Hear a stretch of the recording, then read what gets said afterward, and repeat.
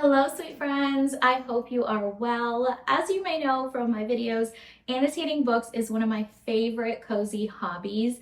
And this year, I feel like I have been annotating so many books, especially since I started the live annotation series on my channel.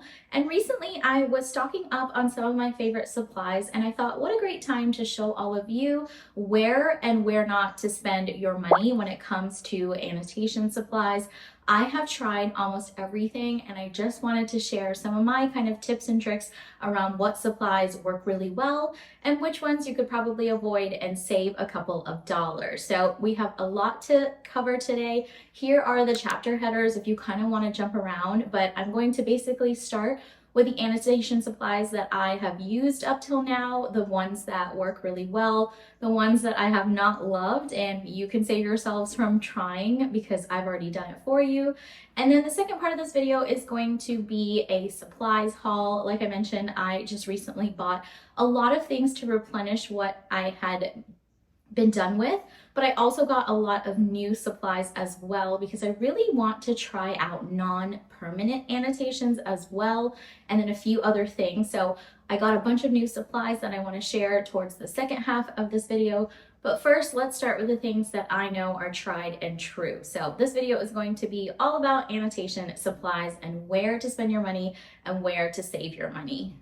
Really quickly, before we get into the details of the supplies, I just wanted to mention two quick things. The first one being my personal recommendation would be to not overcommit and overconsume until you know that annotating books is something that you really enjoy doing.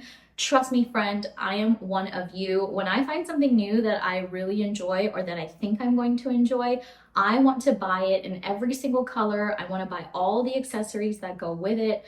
But I have learned over the years, as I keep finding new hobbies that I like, I want to make sure they turn into more of a habit and something that I actually do enjoy long term before spending all my money on it. So I would just give a friendly recommendation to annotate your first 5 to 10 books and just see how you like it, see how you go. And if it's something that you really enjoy, then please buy all the supplies in the world. But you might end up not enjoying it, and then you'll be stuck with a bunch of things that you don't like and that you will have wasted money on. So just a friendly little note there to not overconsume and overcommit until it is something that you find you really, really enjoy doing for the long run. And then the second thing I'm going to mention is annotating books is such a personal experience. It's actually one of the reasons that I love it so much is because I can make it my own. I can do exactly what I want with my aesthetic, my OCD brain, you know, all the things to my liking. And so take everything I'm saying today with a pinch of salt. You can, of course, adjust it to your own liking and your own needs. So, you know, customize as and when you need to. These are just some of my little tips and tricks that I've learned generally that I enjoy. But like I said, customize to what you enjoy about annotating and how you like your books to look. Let's start with pens. Now, when I first came across book annotating, I thought it was going to be my dream hobby because I am somebody that really enjoys collecting pens in all shapes, sizes, and colors. So for me, I thought this is going to be my Super Bowl. I'd be able to use all of my pens and have all of these different types of book annotations. But I quickly discovered that not all pens are created equal and not all pens make for good book annotations. Because in my early book annotating career, I started with using gel pens. I started with using really inky, thick pens as well. And I realized that when it comes to choosing a pen for book annotations, you want to consider two things, and that is the width of the nib and then also the color. So for me, with color, I am somebody that enjoys a splash of color in my life, but when it came to book annotating, I found that using a lot of colors is actually very distracting and very overstimulating. Because at the end of the day, when you make book annotations, what you're doing is you're really using it as a reference system. So when you want to go back in the future and you want to flip through it, you want to be able to quickly read what you've written and what you've referenced. And I found that with my books where I had used color, it was really, really distracting and it took away from the annotation that I had made. So over the years, I have learned to kind of put my colored pens to the side, and I have really come down to using just black ink. Now that seems kind of counterintuitive because you would think, you know, books are written with black ink on white paper, so adding more black ink wouldn't make it stand out. But somehow the logic works, and using a black-based pen has really made my annotations stand out, whether I'm writing in the margins or I'm writing at the end of the chapter. I find that they stand out on the page a little bit better than having all of that distraction from those colored pens. So the two pens that I've come down to are these couple right here. And the other thing I mentioned was nib size. Now for me, because I am particular about how my annotations look, I want them to be thin so that I can have more space to write. Because sometimes when you're annotating books, as you'll know, all books come in different texts and font, and sometimes you don't get very much space either in the margins or in between the sentences. And so I quickly realized using a thick pen was going to do no good because I was not able to get all of my thoughts out, and I would start writing and run out of space and it just looked horrible. So I realized that using a really, really fine point nib is the way to go. And the ones that I've discovered that are the best are the 0.38 or 0.3 if you want that extra fine point. And my favorite of all favorite book annotation pens is the Sharpie S Gel. This is in 0.38. This is a tried and true pen. I have had this particular one for probably 3 years now, and it is still going strong even after all of those book annotations. I find the ink comes out consistently. It is very pigmented. It is a very strong black color. And I also find that the nib does not catch on the paper, because sometimes you'll get books that are made from recycled paper or they're a little bit more textured than other types of paper. And when you have a textured nib, sometimes it can catch on the paper and then causes like an inconsistency in your writing and sometimes an ink blob to appear as well. So I have found that the Sharpie S Gel has been the most consistent of experiences, and it also reads the best on paper, no matter what shade of paper or what kind of paper. Now the other option for 8.3, if you don't like that one, is the Energel Liquid Ink Pen from Pentel. This is a 0.3. This is my second go-to pen if I have either run out of these or I can't find it around the house. This is the other one that's pretty good. It has a super, super fine nib, even finer than the Sharpie one. And this is for writers who want to write tons and want to squeeze it all into those margins. It writes super, super fine. I would say that the black ink of this one is not as pigmented as the Sharpie S Gel. So if that's something that's important to you, like it is for me, I really like having like that really, really jet black ink color, which is why I tend to lean a little bit more towards the Sharpie. But this one is just as good of an option, but just something to keep in mind. It is not as pigmented as the Sharpie pen. So those are nib sizes. Like I said, for me, the thick ones just don't work. So like a 0.7 definitely does not work. It is way too thick. I have examples of books on my shelf where I've used a 0.7 and I almost can't even stand to look at it because it is just so thick and obnoxious. So I don't use 0.7, but there are some instances where I might use a 0.5, and that is in the instance of when I want to use color. Now, I mentioned earlier, color is something that I am now avoiding because I find it to be so overstimulating in looking at my annotations.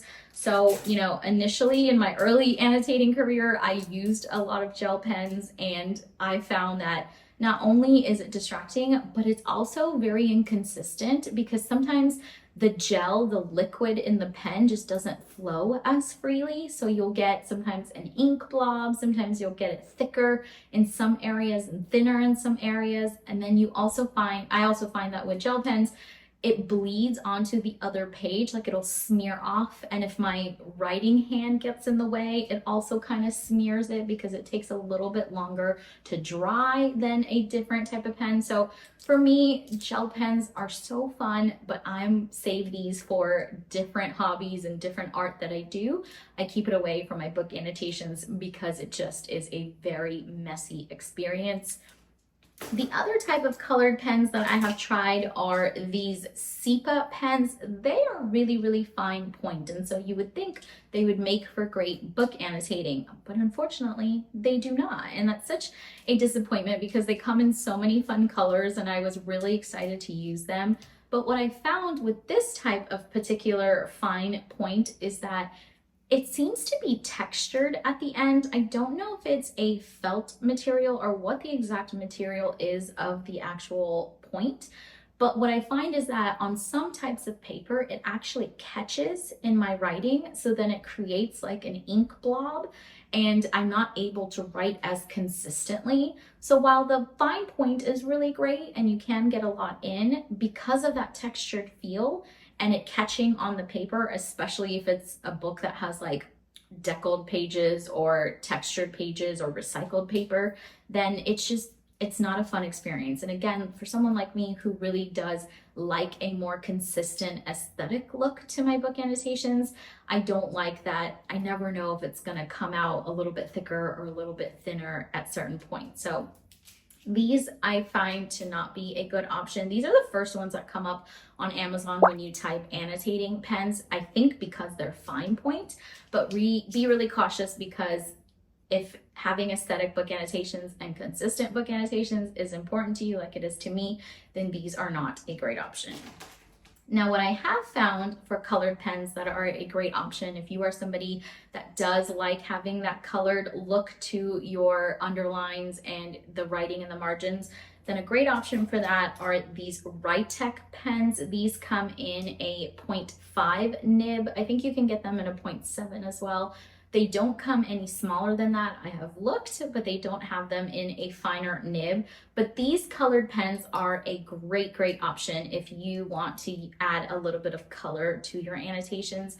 For me, I have in the past historically used some color. Since I've upgraded my system, I might use it on a dedication page. I sometimes will use it in a romance novel for some really heartfelt, swoony quotes.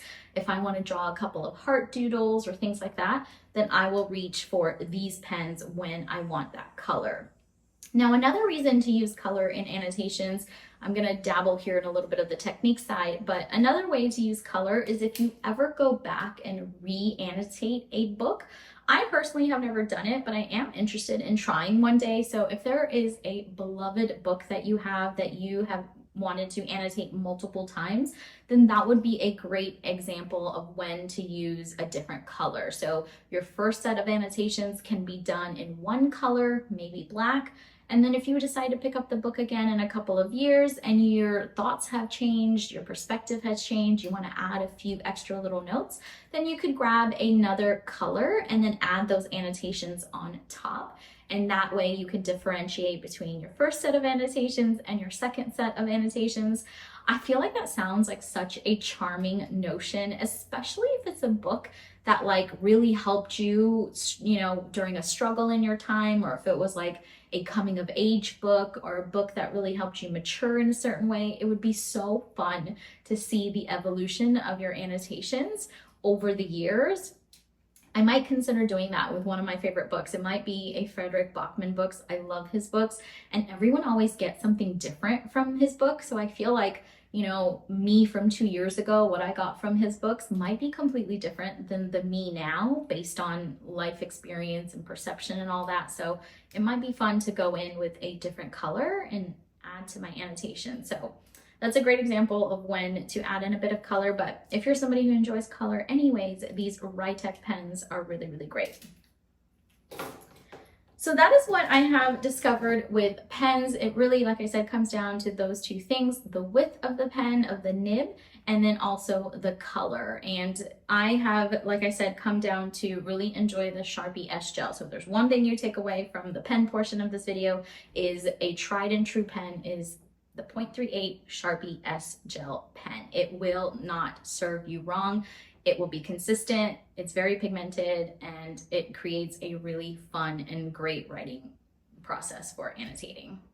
Highlighters. Now, highlighters are not as finicky as pens, I find. You get a little bit more of a consistent kind of function through most highlighters, but there are a couple of things to consider here. And the three things I would say to consider are the thickness of the nib again, the color, and then also the bleed through factor, because some of them can be a little bit more pigmented than others. So what I have found, again, with highlighters, this is more trial and error, is not all highlighters are created equal. I initially started with these Bic highlighters. They come in a number of different neon colors.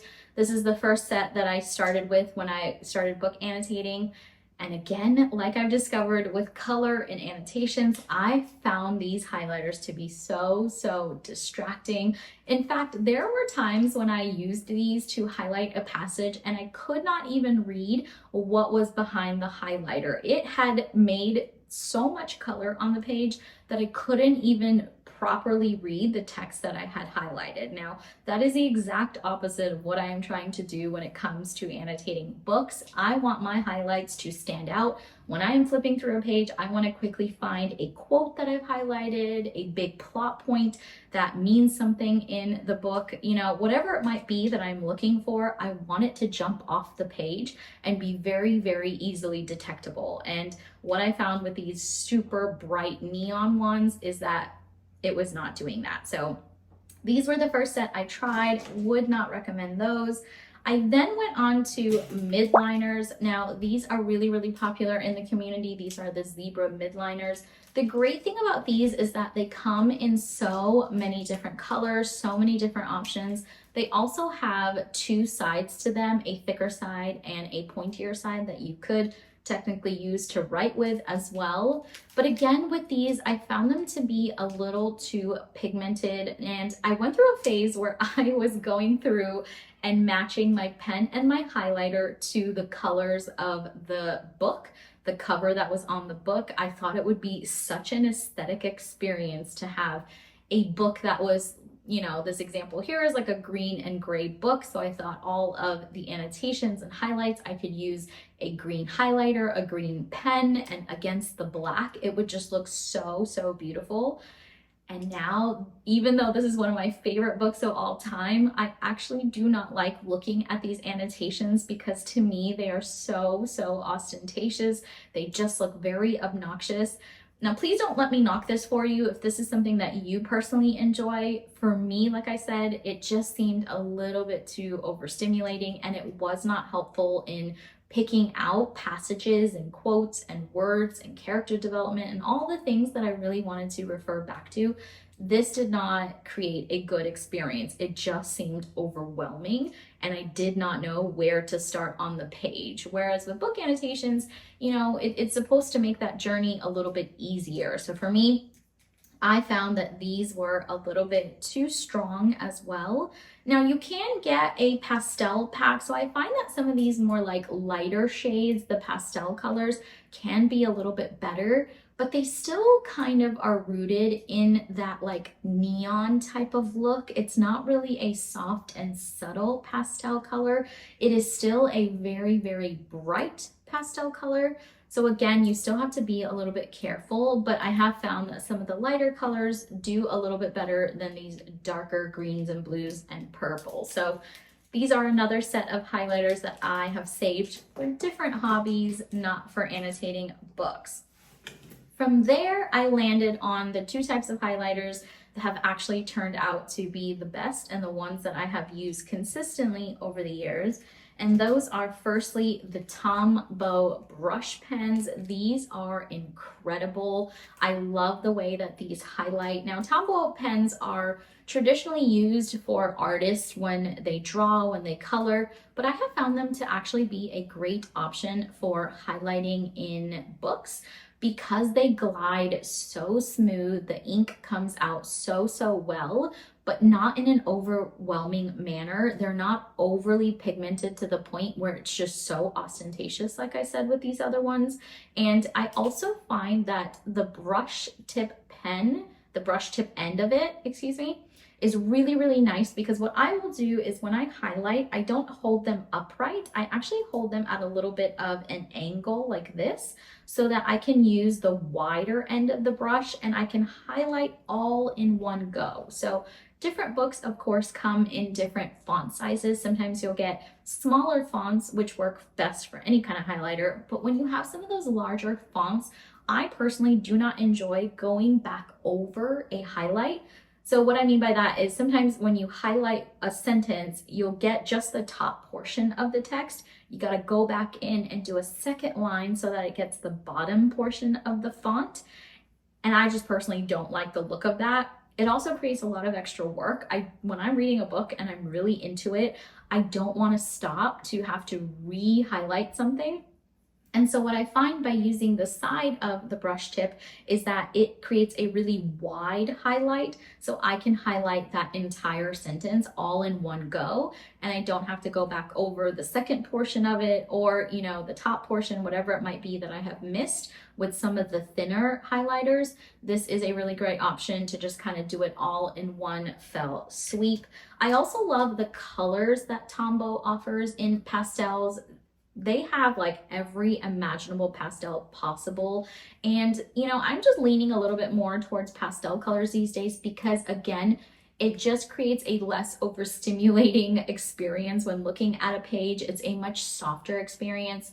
And, you know, like I said, if you ever want to re-annotate a book, sometimes having pastel colors is a little bit easier to add annotations on top of than some of these other inkier kind of highlighters that are very, very pigmented and bright. So I personally love the Tombow brush pens. I tend to lean towards, you know, like the beige color and the pink color the most, because as I've discovered over the years, I like a little bit more of that kind of subtle look. Now, another great option for some of the lighter side of highlighters are these Mr. Pen kind of rectangle barrel highlighters. These also come in a number of different shades and colors, and I have loved the experience of using these. Now, these are not as thick at the end as the Tombow brush pens, but I do find that they take care of the highlighting all in one go, just like the brush pens. They are able to get everything I need for them to get, and I don't find that I need to double highlight in order for that color to pick up.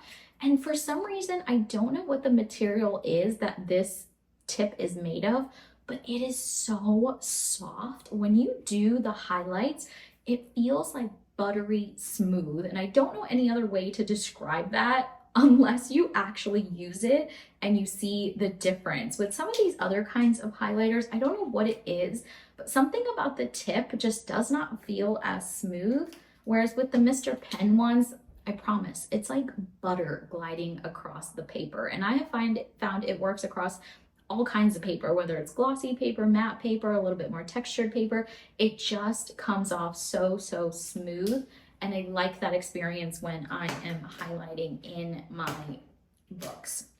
So these Mr. Pen ones have been my most recent go-to. They also come in a lot of different packs. I got a bunch of new ones that I'll show you during the haul portion, but it comes in any shade possible. And what I think I also really like about these is it allows me to use color, because like I mentioned, I am a colorful person. I do like having color in my life, but because I've had to kind of, you know, draw back a little bit from using a lot of colors in my book annotations, sometimes I find that I do miss a little bit of that color. And with the Mr. Pen highlighters, for instance, this green one here, it gives you that shade of green, but not an overwhelming shade of green. So it doesn't lead to that overstimulation and that overwhelm, but it still gives you that hint of color that you're craving. Because most often I do also like to match the color of the highlighters to the book. But like I showed you in that previous example, when I initially tried it, it was too bright and too much color. This allows me to, you know, practice my OCD tendencies of matching highlighter color to the cover of the book, but in a very soft, subtle way that is not overstimulating. So this is a great option if you are looking to use color, but not looking to use color in an overwhelming way. These are really great for that. So like I said, when it comes to highlighters, it's color and thickness. And the last thing you want to consider is bleed through. A lot of these, because they are so pigmented, will oftentimes bleed through to that next page. And there might not be something on that page you want highlighted just because it transferred over from the front page. So my recommendation here, what I often do is turn to the last page of a book, especially if it's a type of paper that I've not come across before, then I will just do like a little highlighter test on that very last page just to see what the bleed through is like. So thickness, color, and bleed through are all important when it comes to highlighting, and you'll discover over time whether you are somebody that likes a little bit more of that soft, subtle color, or you really like that colorful, vibrant, having tons of different shades on your pages. Again, that's something that you will learn over time about yourself. Lastly, we have tabs and sticky notes. Now, when you are a beginner annotator, the first thing, of course, that you want to do is go to Amazon, type in annotation tabs.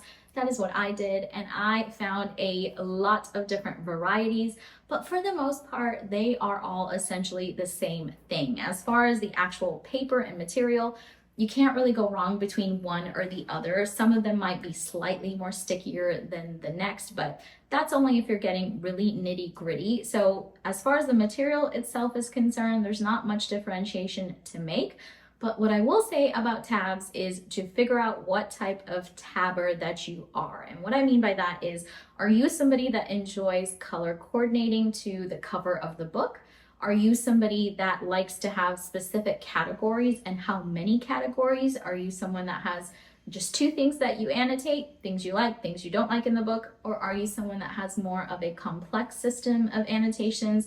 Do you highlight themes? Do you tab character traits, plot development, politics, the swoony love scenes?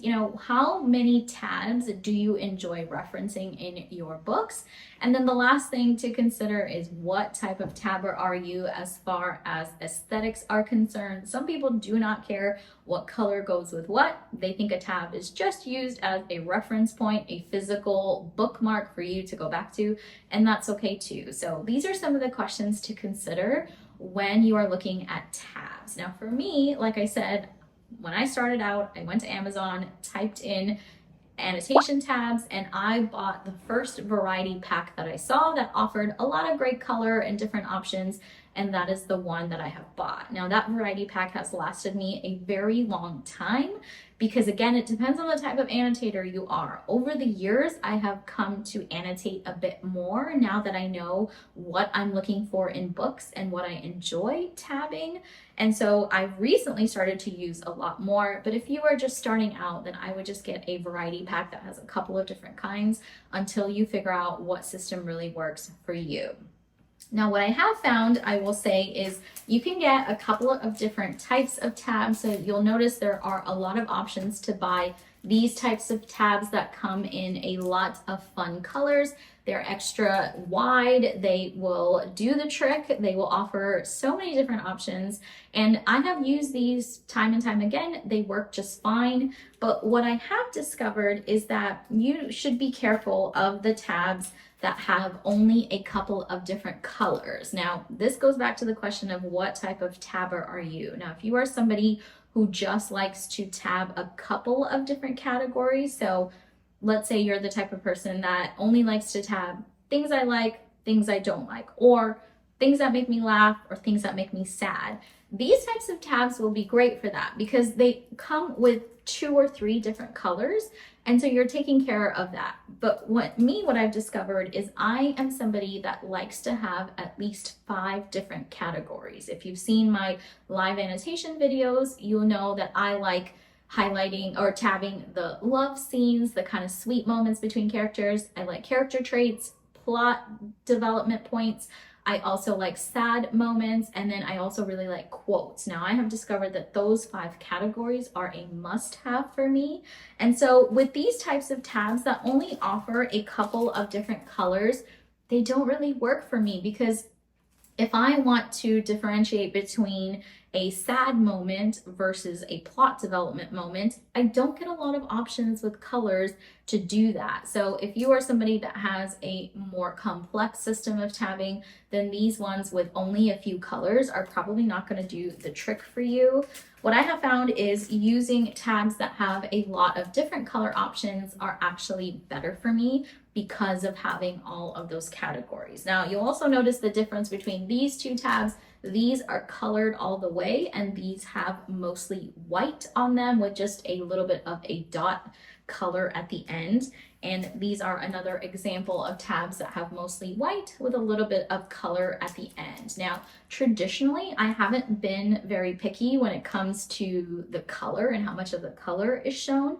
But recently, as I've annotated some books with these two types, I have really discovered that I like the look of them, because sometimes when you use the colored tabs, it can kind of block a little bit of the text. And so you kind of have to find a place that has an opening in the paragraph for you to put the tab so that it doesn't block any of the text above or below it if the tab happens to run on top of it.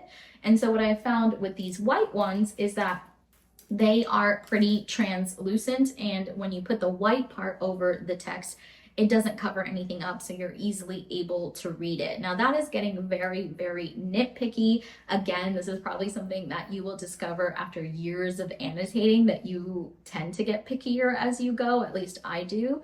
And so that's why I have landed here.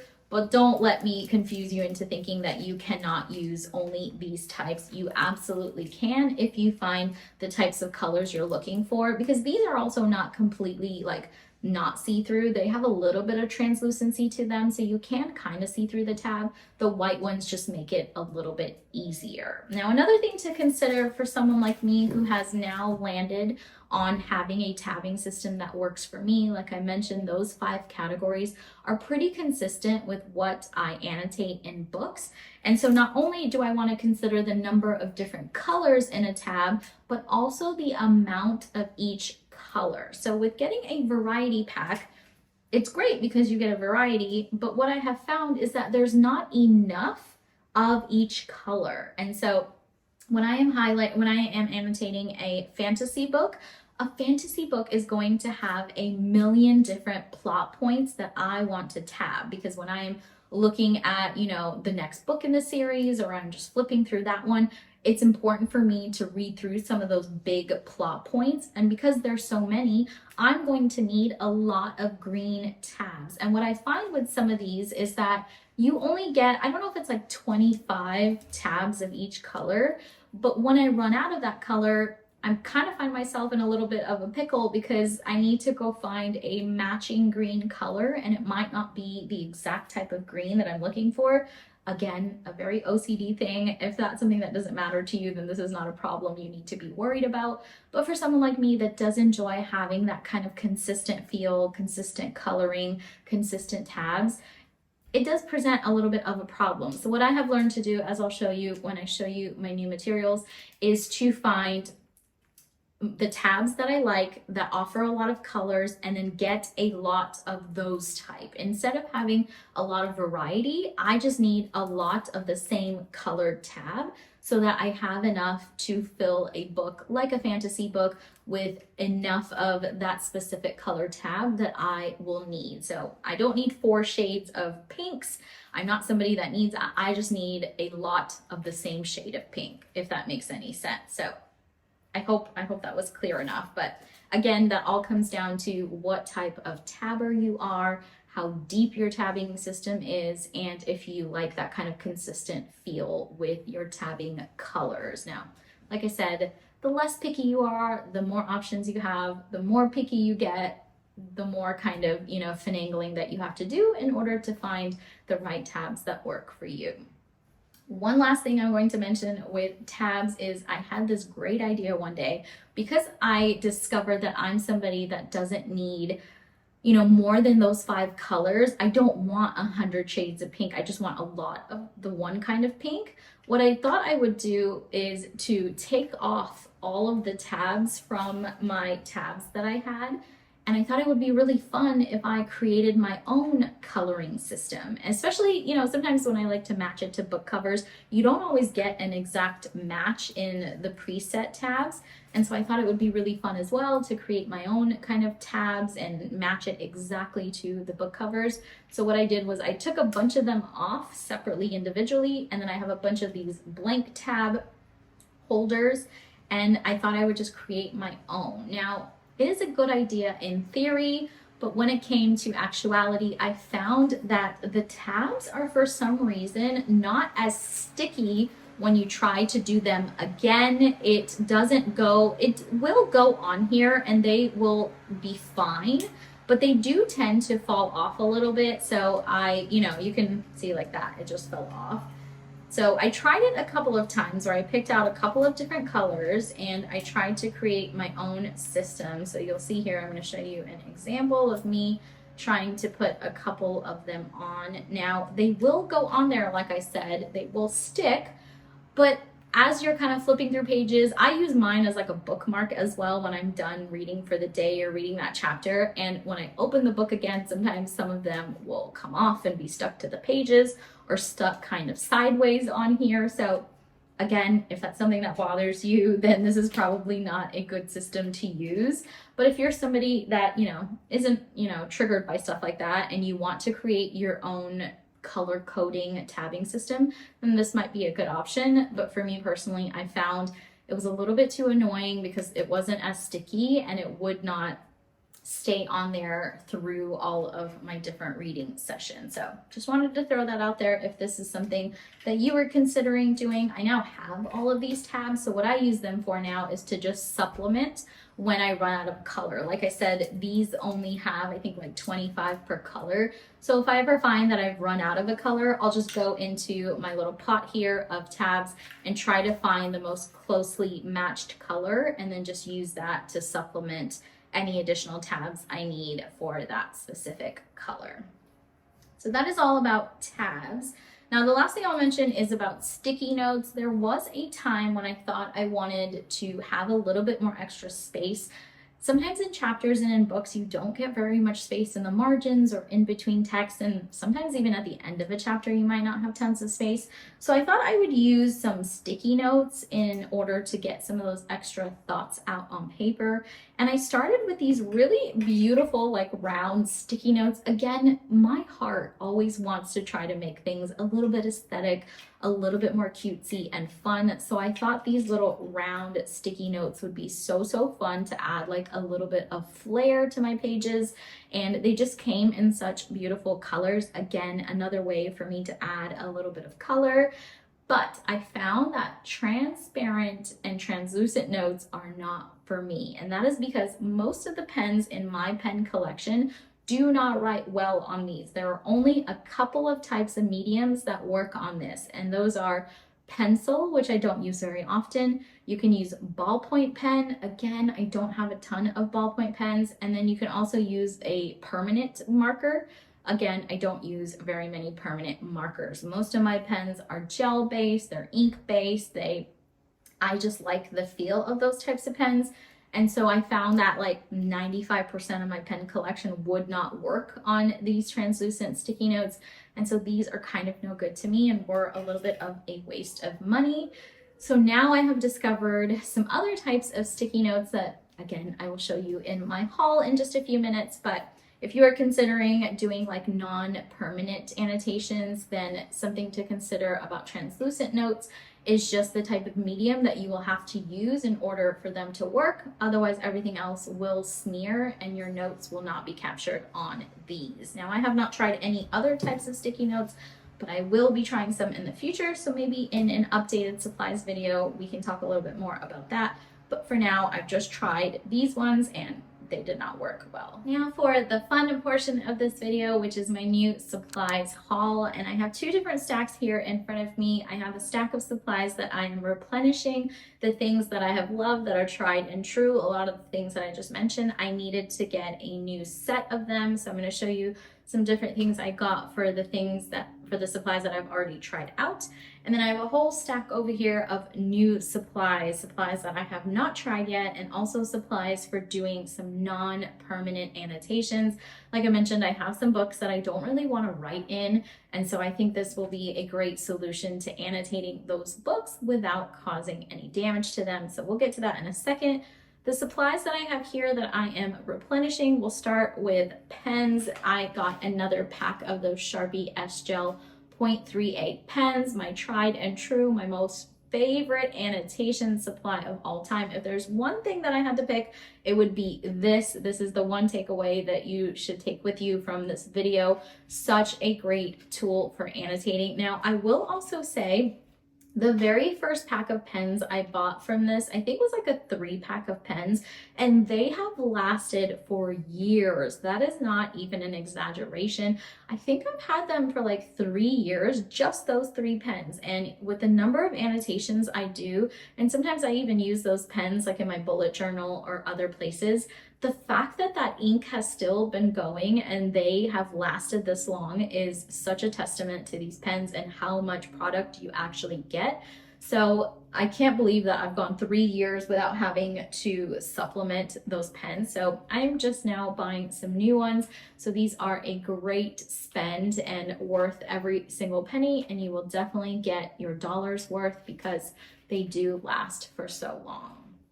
The next thing I got was just replenishing some of the tabs that I really love. Like I mentioned recently, I have been loving the tabs that have the white space at the end and then the color on just one side of it, because then the text doesn't get covered up. These funny circle ones look a little bit funky, but actually they look really, really cool when they are in a book and at the end you see them all lined up on the side. They add a little bit of extra flair to your annotations, and I have really been enjoying them. The square ones are just as fun. So what I've realized with tabs is get down to a set of tabs that you really enjoy and then just buy multiple pieces of those specific tabs. You don't need all that variety if you found a pack that really works for you. And I think that at least for this season of annotating, that's what I have come down to, is these are the colors that I enjoy and these are the styles of tabs that I enjoy. So I just stocked up on a couple of those. And then I stocked up on some highlighters. These Mr. Pen highlighters are just so good. And like I said, they have been so buttery smooth. I have just really enjoyed the experience of using them. Who knew highlighters could be so fun to work with? They're not a medium that most people think of when it comes to like arts and projects and things, but I have really enjoyed using these highlighters, and I've enjoyed them so much in my book annotations that I've actually started to use them in my bullet journaling and some of my other journaling that I do. So they're kind of serving a multi-purpose. And so not only do I have a lot of different color options now for my books, but also in some of my other cozy hobbies. I got a pack here that is all shades of pinks and some purple and a mauve color, and then I got a pack here of some of the cooler tones, some greens, some blues, and a little shade of purple. And then here I thought, you know, there might be a situation where I would want to use some of these brighter colors that are a little bit more on that bright side. So I got some yellows. This is probably more so for my journaling than actual annotating. But you never know, this color here at the end looks like it might be a good annotating one. But this one also had a few different shades of greens and blues. Now, if you look up on Amazon all of the Mr. Pen highlighters, there are a ton more different packs. So it pretty much can follow any aesthetic that you enjoy. I know some people really like some of those more like moodier colors. They have a pack of some autumn inspired colors, some wintry inspired colors. There's all sorts, so go check those out. Like I didn't mention this yet, I wrote it on the little text at the bottom, but all this stuff will be linked down below if you're interested. Go check it out. There's so many different types of everything. Those are the things that I have replenished, that I have used and loved. Now let's get over to some of the newer things. First and foremost, I know I said that the Sharpie S Gel is like my tried and true, but my brain is always like, you know, what if it could get even better? Let's try something else. And I know for years people have gone on and on about the Japanese pen called Muji. I have never tried a Muji pen. I know these are supposed to be incredible. I know that the Japanese have really perfected the art of stationery. My dream one day is to go to Tokyo and actually go to a stationery shop and just like live my best life as a stationery lover. But for now, I'm going to try out these .38 Muji pens in black. I think these are going to be a great supplement to my Sharpie pens, and you know, just to switch things up a bit. And who knows, what if they're even better than those Sharpie pens? I will keep you updated and let you know how that goes. And then I got a lot of new tabs. The first one I'm going to start with are these ones. Now, these are not your traditional tabs that you typically see. I think these are actually labels maybe, but they look like tabs to me, and I wanted to give them a try because I did see somebody using them as tabs. And the reason I picked these up is because they are very, very short as compared to some of these traditional tabs. So like I said, you know, with these longer tabs, they go far into the page and sometimes you can cover up text. Whereas with these, I wanted to try, you know, using a shorter tab just to see what that looks like and what that feels like, especially if it's not going to cover up the text. And even though they're white and kind of transparent, they wouldn't cover text that much anyways, but I just wanted to give these a go. I also really liked all of the different colors that they come in. Again, I'm just trying to find different ways to add color without writing with a colorful pen or using a really bright highlighter. So this might be another fun way to add in some of that color. But what I'm really trying out is the length of these. I wonder if using a shorter tab will be a fun way to annotate or not. So again, we'll keep you updated on that.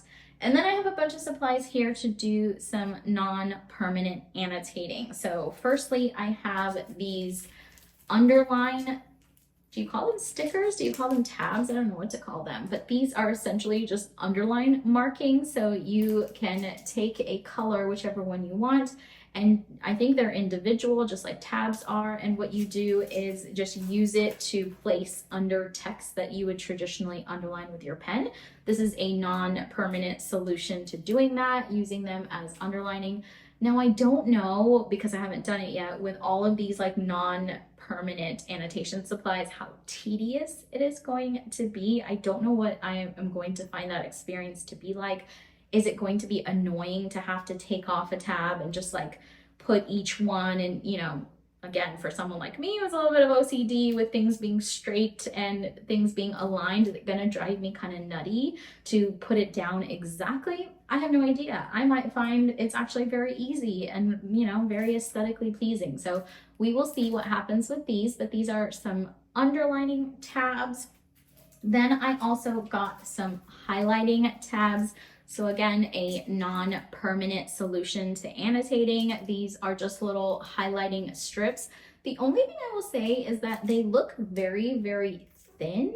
So I'm not sure how that's going to work with some different font sizes in some of these books. I don't know if they will actually cover the whole length of the font or not, but again, something we're going to have to see. I got these also in a number of different colors just to give me that color option. I probably won't be leaning towards some of these more darker options. I'm going to try to stay towards the pastel end, again, just to not to cause, you know, some of that overwhelm and overstimulation and distraction when it comes to highlighting. But I think some of these lighter pinks and yellows will work quite well, but we will see about that. And then I got a lot of sticky tabs for actually writing notes. If you've seen my live annotation videos, you know I am somebody that has a lot of opinions and a lot of reactions and responses to what I am reading.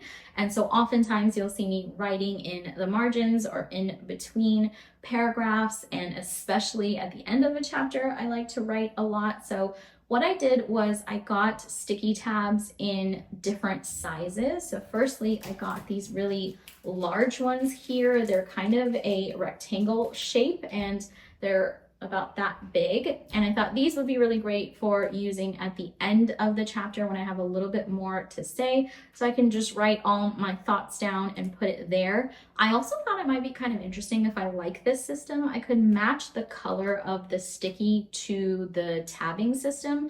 So for instance, I typically use like a green tab for plot development. So if I wanted to make notes about the plot or write a reaction I had to the plot at the end of the chapter, I could use like the corresponding green sticky note. So that could be kind of fun because these also come in a lot of different colors. So I could use it to match my tabbing system. I also got them in this shape as well. This is a little bit larger. So again, if I have more to say, then I can use these.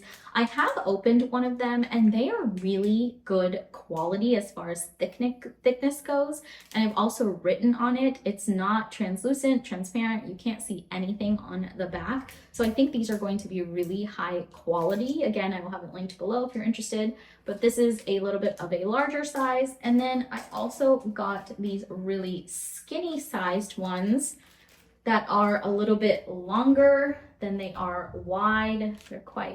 They're like vertical ones, and again in a lot of different colors. And what I thought these would be great for is when I want to write in the margins or in between sentences, because they are a lot thinner and a lot skinnier. I actually tested one out in a margin of a book and it actually fits perfectly. So this could be a really great solution to writing in the margins when I'm using a non-permanent annotation technique. So got a lot of these different sticky notes. Like I said, I'm a chatty Cathy, as you can tell by this video.